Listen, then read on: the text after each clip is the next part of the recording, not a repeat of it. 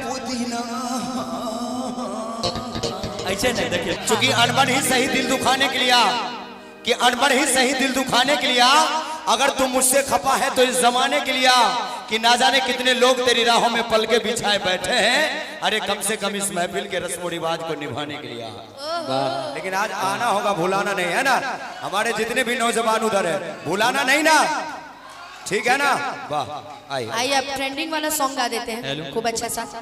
कि आइल बानी तोहरा गलिया, अरे केने बाड़ू हमर ललिया, अरे देखो ना यहरवा के, अरे कैसन भइल बहलिया, कि बढ़ता बेचैनी दादा, मुश्किल भइल बाजीना, कि बढ़ता बेचैनी दादा, मुश्किल भइल बाजीना।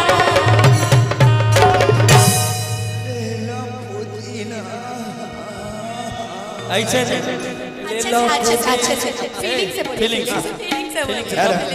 चलिए फीलिंग होगा, लेकिन मैं बता दूं, हमरा पकड़िएगा धीरज भाई थोड़ा सा इस पर भी ध्यान दीजिए। मैं बता दूं, हाल ही में इनका गाना आया है पवन सिंह के साथ, पुदीना वाला। कौन कौन सुने, एक बार हाथ उठा कर बताइए। कौन कौन, सब सुने ना? हाँ, अब फिर से गाइए, अब थोड़ा स्टाइल होगा।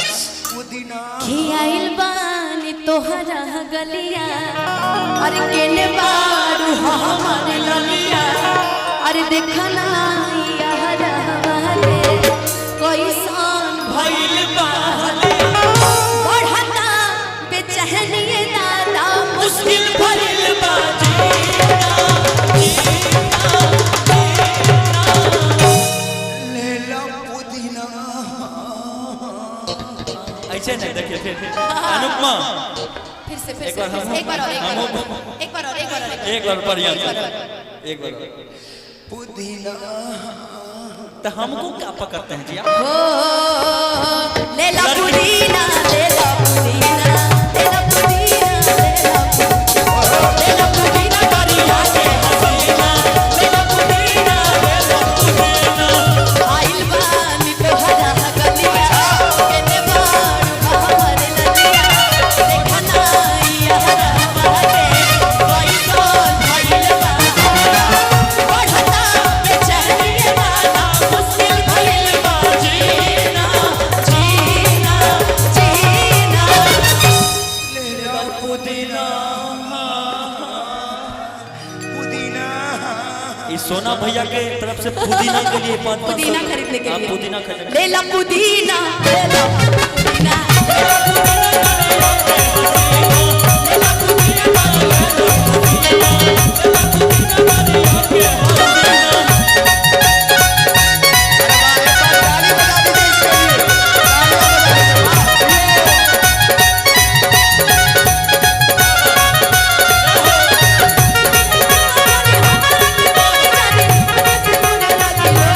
राजा जानी नाई बहलिया, दादा दादा दादा।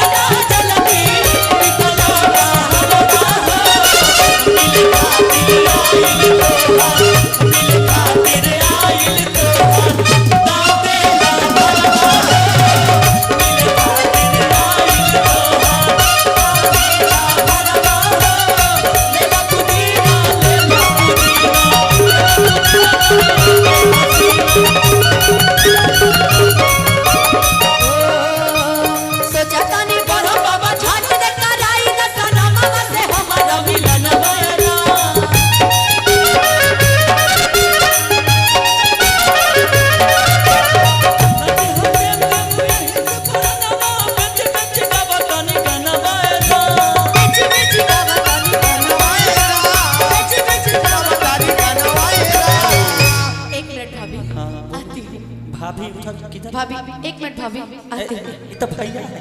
अब इसमें बहुत ही खूबसूरत लाइन है मेरी, अगर अच्छा लगा होगा तो वहीं से फिर से डांस कर दीजिएगा। काहे लायल बड़ा मिले हो इमत कौन हबहिले काहे लायल बड़ा मिले हो इमत कौन हबहिले अरे बात खूब बड़ी होई मोरी भैया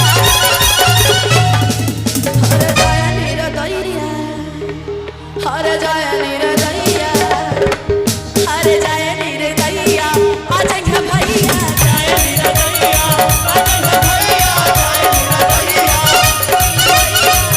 आइल बानी तोहरा गलिया तेरे दारू हमारे ललिया देखा ना यारा बाटे कैसान भइल बा बढ़ता बेचैनिया ना मुश्किल भइल बा जीना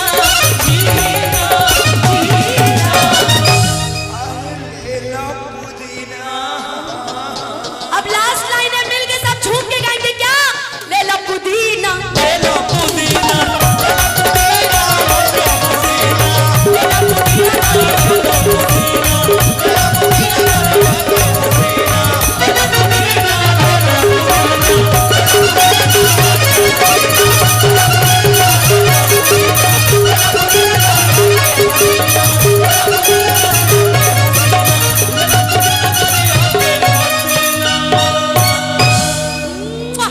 आज के लिए काफी है। Same to you। चलिए एक छोटा सा ब्रेक, फिर मिलते हैं ब्रेक के उस पार। तब तक के लिए धन्यवाद। एक छोटा सा ब्रेक।